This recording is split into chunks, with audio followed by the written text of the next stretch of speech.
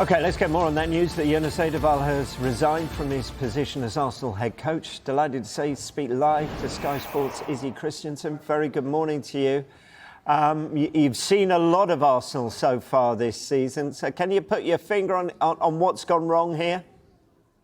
Yeah, it's quite big news, isn't it?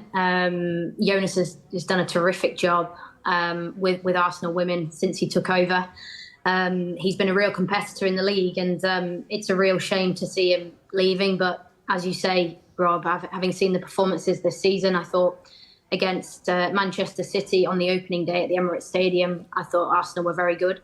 But then the results after that, they narrowly beat Leicester in the WSL. They then drew to Everton. And then the Bayern Munich result, they lost 5-2 in the Champions League last week. And then, of course, most recently, the Chelsea result at the weekend. It certainly looked like the writing was on the wall on his face. And I wouldn't necessarily say it looked like the players were not trying, because I thought the players gave everything that game. But clearly it's a decision made between himself and the club. And I wish him all the best, because he's been absolutely terrific in this league. Yeah, because from the outside looking in, the club seemed to be backing him, not just players coming in, but perhaps one high-profile one that went out. So how surprised were you by his decision?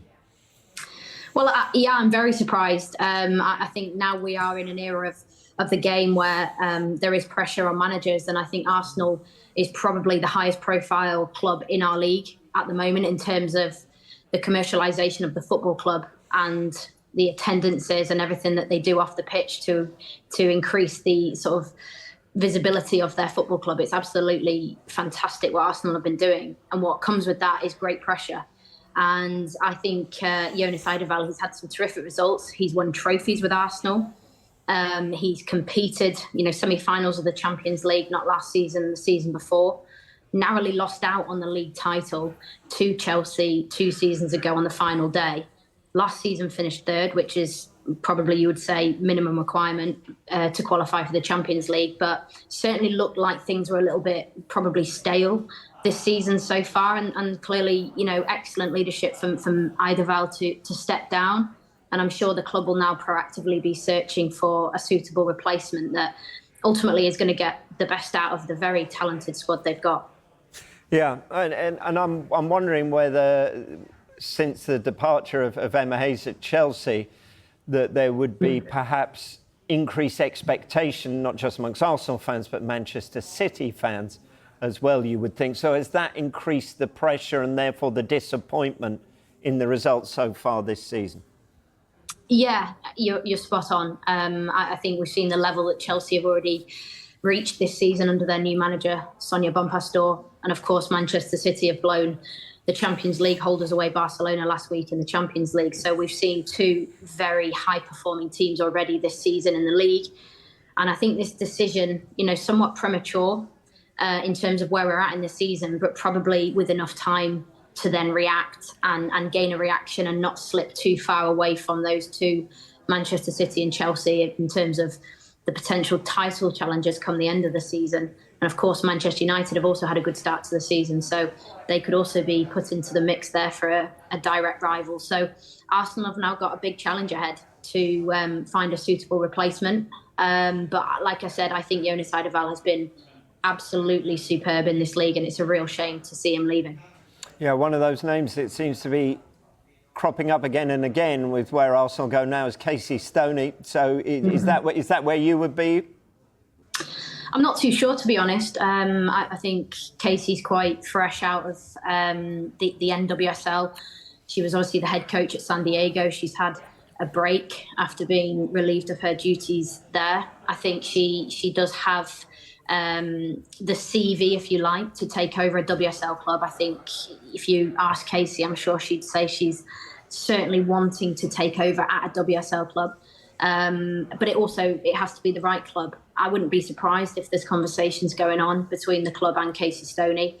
But I also would imagine the search might stretch further, maybe across Europe as well, for a suitable replacement. But what I do know is Arsenal have terrific coaching staff there at that football club, and perhaps the replacement might come from within as well. I'm not sure, but I think that group of players now, they need to step up. And like I said, there's terrific talent in that group.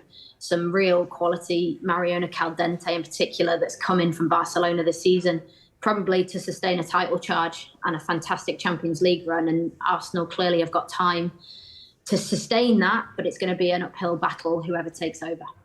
I just wonder where you're at, Izzy, not in relation to taking the Arsenal job,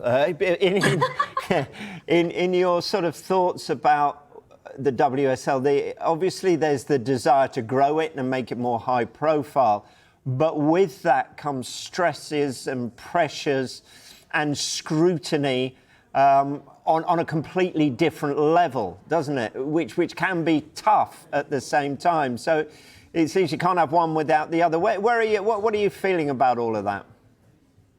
Well, first and foremost, on a human level, it's not nice to see Jonas Eidevall leave the league. I think, like I said, he's been such a terrific coach. He's brought the entertainment factor at times.